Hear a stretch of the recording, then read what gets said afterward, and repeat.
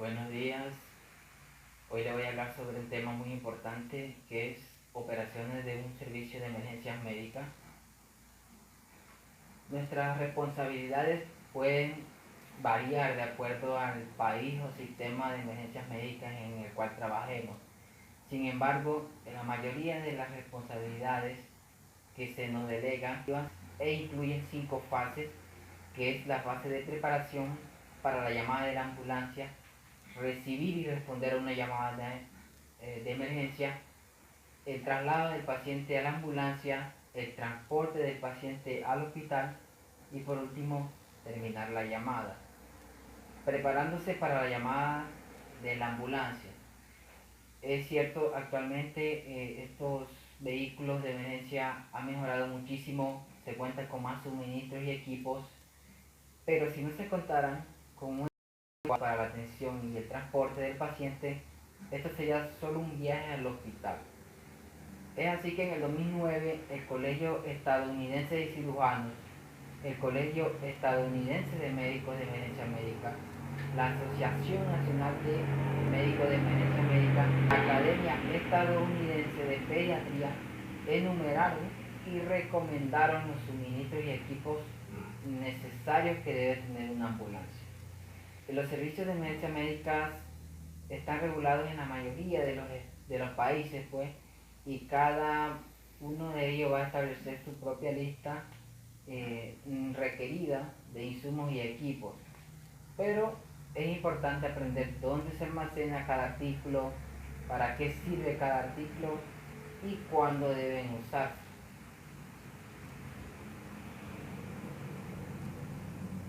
Aquí presento los insumos que se requieren pues, para la operación de la ambulancia de soporte vital básico.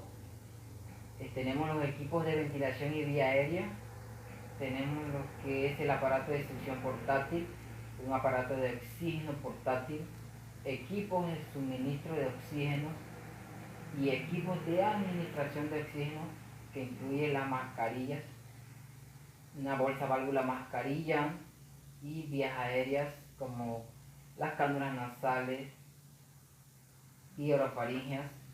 También debemos contar con oxímetro de pulso y gotas de solución salina. En cuanto a supervisión y desfibrilación, todas las ambulancias deben contar por lo menos con un desfibrilador externo automático o aún mejor, un monitor desfibrilador. Se debe contar también con dispositivos de inmovilización como los collarines cervicales de tamaño adulto y niño, dispositivos de inmovilización de la cabeza, dispositivos de tracción de la dispositivos de inmovilización de extremidades superiores e inferiores y también las tablas espinales cortas o largas. También debemos contar con sábanas esterilizadas o envasadas comercialmente, vendajes triangulares, apósitos multitrauma, rollos de gasas, vendajes oclusivos, cinta adhesiva y algo muy importante, el torniquete para el control de hemorragias. Otro de los equipos que debemos tener son equipos de acción, un kit obstétrico y instrumentos para la toma de signos vitales como son los esfigmomanómetros para adultos y pediátricos, estetoscopio, cinta adhesiva basal basada en longitud y peso, termómetro, vendaje grueso, compresas fijas, soluciones salinas, mantas y equipos de protección personal. En la inspección de la ambulancia es muy importante que antes o al entrar al turno se debe revisar el cuerpo de la ambulancia, la rueda, los neumáticos y los limpiaparabrisas. Debemos revisar las ventanas, puertas y espejos. Revisamos lo que son las superficies interiores y tapicerías y también revisamos el nivel de combustible de la ambulancia. En la fase 2, que es recibir y responder una llamada, por lo general el despachador de emergencia debe hacer algunas preguntas, esto con los objetivos de obtener la mayor información y así brindar una respuesta oportuna a la situación. Él puede preguntar, por ejemplo, cuál es la ubicación exacta del paciente. Esto es muy importante pues para poder llegar a brindarle la atención al paciente. Puede preguntar el número de casa, edificio, carreteras y cualquier ubicación o lugar que nos permita llegar hasta donde está el paciente. ¿Cuál es el número de devolución de la llamada?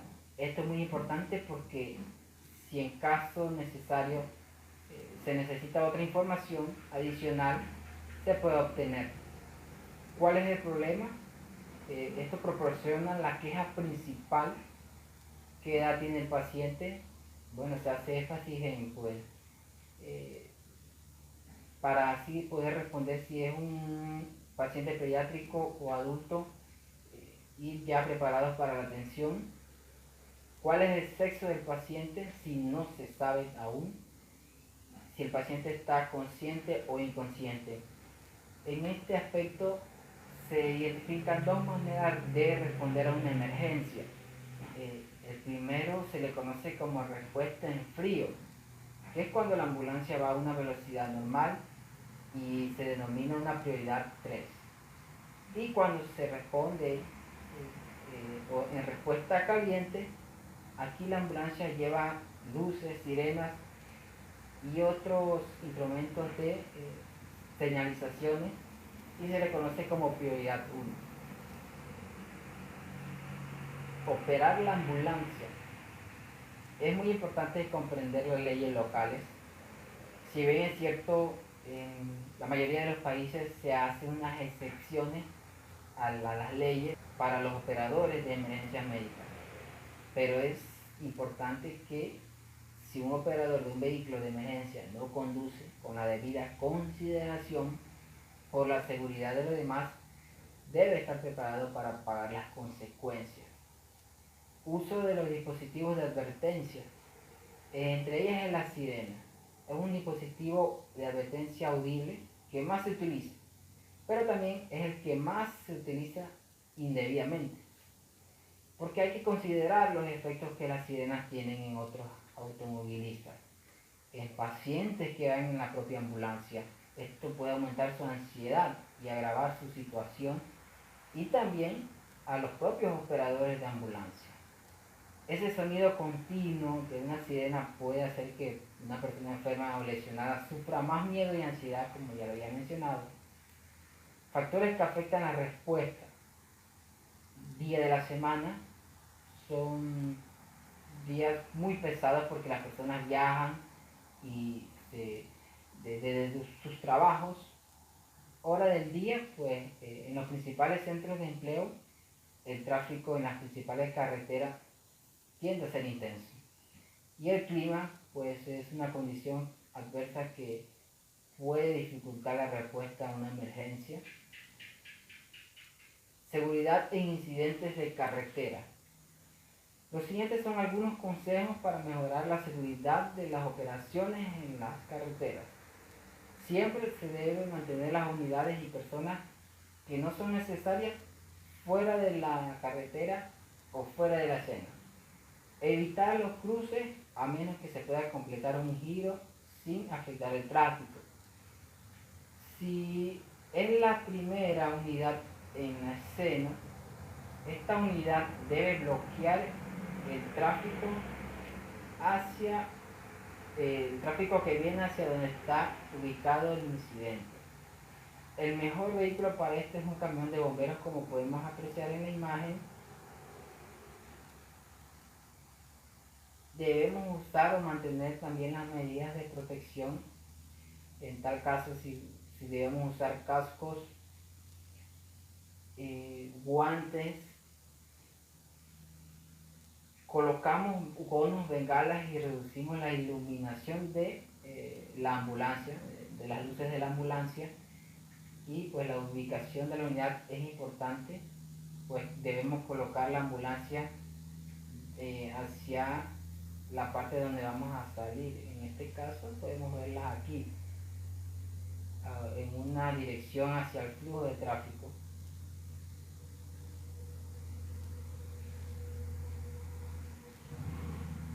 la fase 3, el traslado del paciente a la ambulancia. Mayormente, llegar hasta donde está el paciente se va a poder realizar sin mayor dificultad. Y así vamos a poder evaluar su estado, realizar los procedimientos de atención y cualquier otra atención que amerite el paciente. Sin embargo, a veces los peligros en la escena y la prioridad del paciente necesitará que lo movamos antes de que se pueda completar una evaluación y los tratamientos de emergencia. Cuando se sospecha de una lesión, por ejemplo, en la columna, debemos estabilizar manualmente la cabeza del paciente y aplicar un collarín cervical e inmovilizar al paciente en una tabla para la columna vertebral. El traslado a la ambulancia se realiza en 4 pasos, independientemente de cuál es la complejidad de la operación, se deben cumplir estos pasos. El primero es seleccionar el dispositivo de transporte del paciente más adecuado. Embalamos al paciente para su traslado.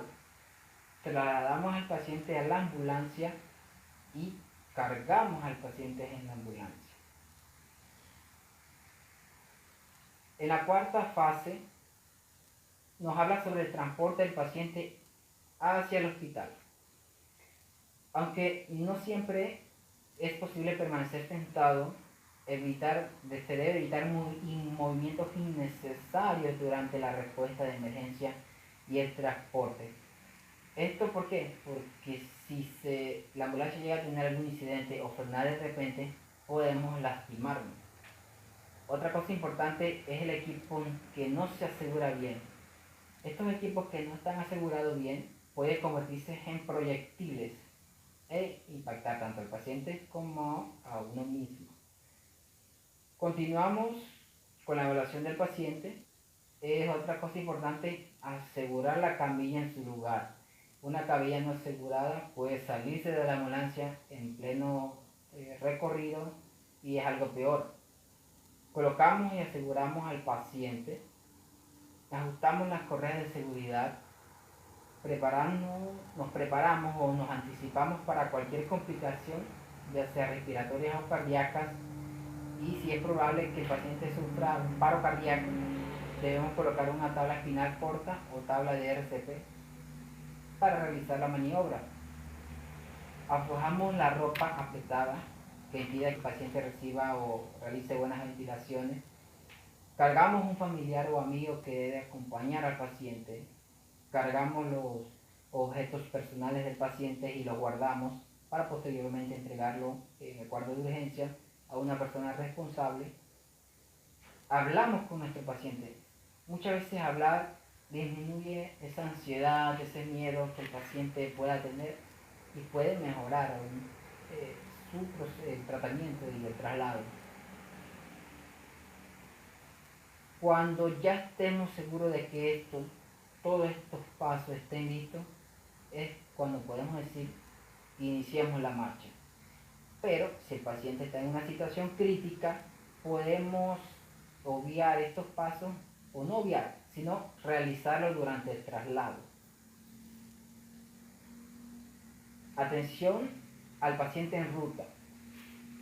Es muy importante contar con el personal necesario en el compartimento del paciente, pero la mayoría de los sistemas de emergencia médica solo cuentan con un personal en el compartimento del paciente, pero cuando estamos así, pues es posible realizar una serie de actividades en el camino, pues como es notificar al hospital que llevamos un paciente con dicha situación o emergencia. Vamos a brindarle cualquier atención de emergencia si necesita el paciente, por ejemplo, mantener la vía respiratoria estable, resucitamos si necesita, pues brindamos apoyo emocional si es necesario. Utilizamos prácticas seguras durante el transporte y vamos a recopilar mayor información del paciente y así pues continuamos con la evaluación y el control de los signos vitales. Nota pediátrica. Bueno, este capítulo nos hace énfasis en que es mucho más difícil atender a un niño asustado porque ellos nos ven pues como un completo desconocido y en un ambiente hostil sería muy difícil obtener información de ellos. Es así que se nos recomienda tener juguetes, ya sea un osito de peluche, para calmar a un niño asustado. Se dice que la presencia de una mujer licenciada en emergencia médica o oficial de policía puede ser útil, ya que a veces los niños pequeños se sienten más cómodos hablando con una mujer, o si no hay, no es posible, una sonrisa y un tono de voz tranquilo y tranquilizador. Son cosas que pueden, no se aprenden en un libro, pero pueden hacer que el niño entre en confianza y esté más calmado. Traslado del paciente al personal del departamento de urgencia.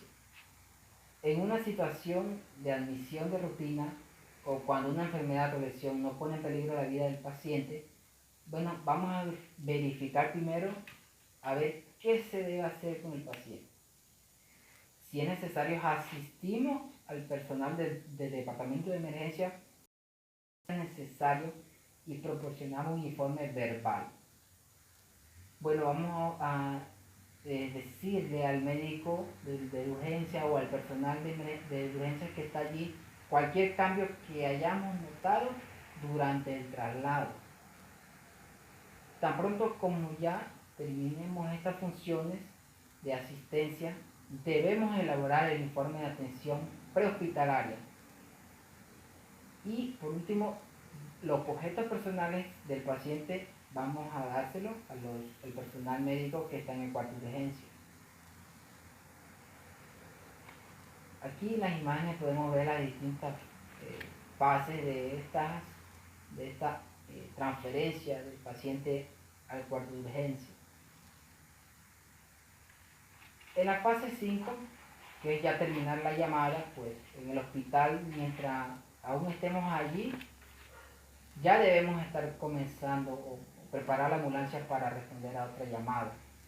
Vamos a limpiar rápidamente el compartimento del paciente, tomando las precauciones estándar adecuadas.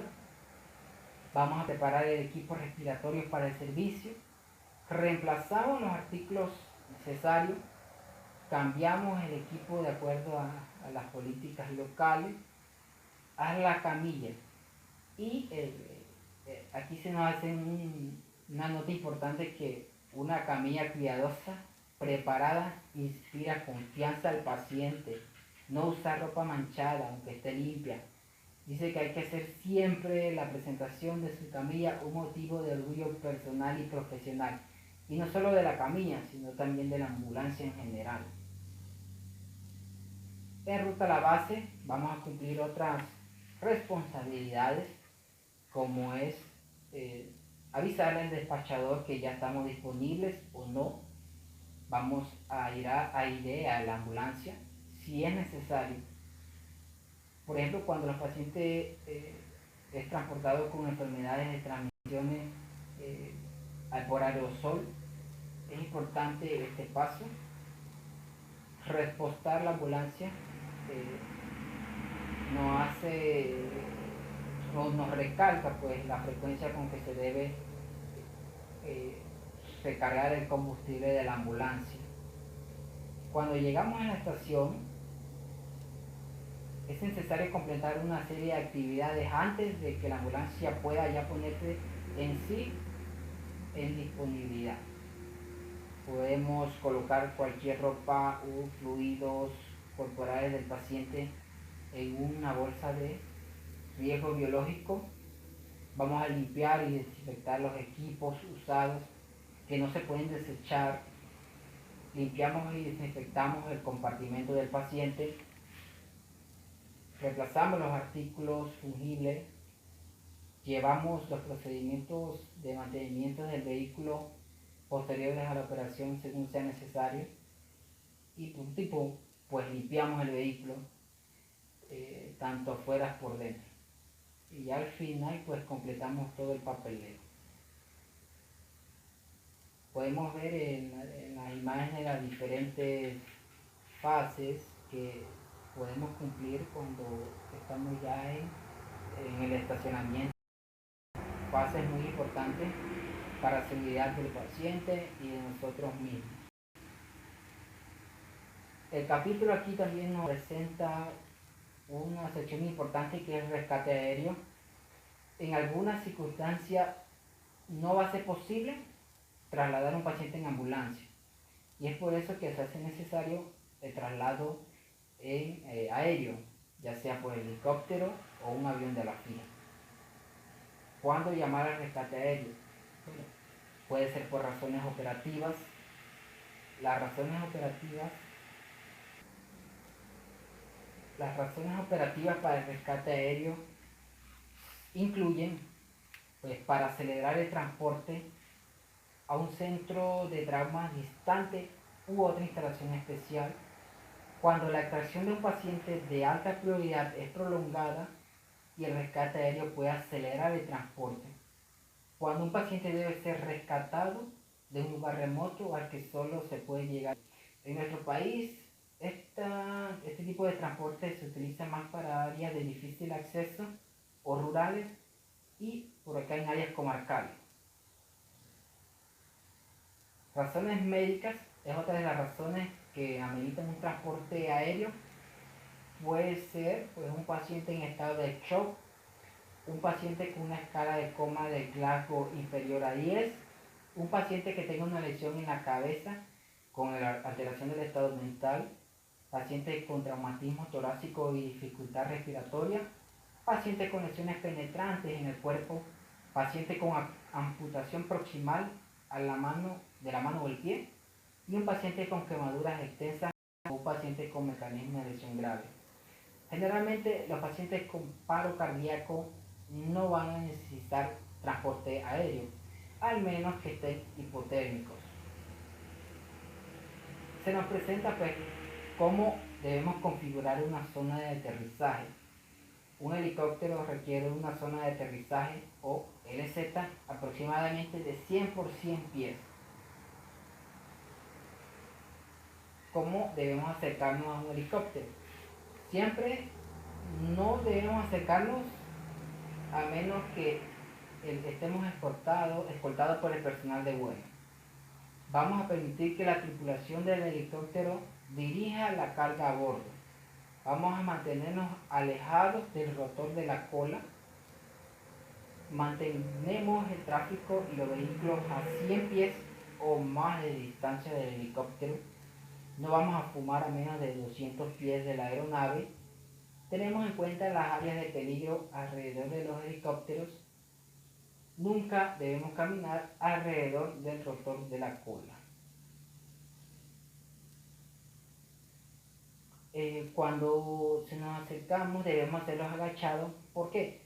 Porque una ráfaga de viento puede ser que la hélice del helicóptero, o sea, el viento, incline las hélices del helicóptero y nos puede causar cualquier lesión. Cuando el helicóptero se aterriza en una pendiente, debemos acercarnos del lado más bajo, de la parte más baja hacia el helicóptero. Muchas gracias.